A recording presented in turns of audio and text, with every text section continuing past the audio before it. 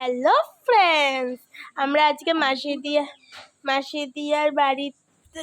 এই যে গাছ, এখানে লেবু গাছ, কত গাছ দেখছো এখানে এত।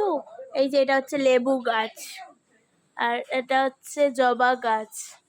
আরগুলো আমি এত গাছ জানি না গো, এতগুলো গাছ আমি তো বেশিরভাগ গাছই নাম জানি না, যে কটা জানি বললাম। এখানে অনেক গাছ আছে,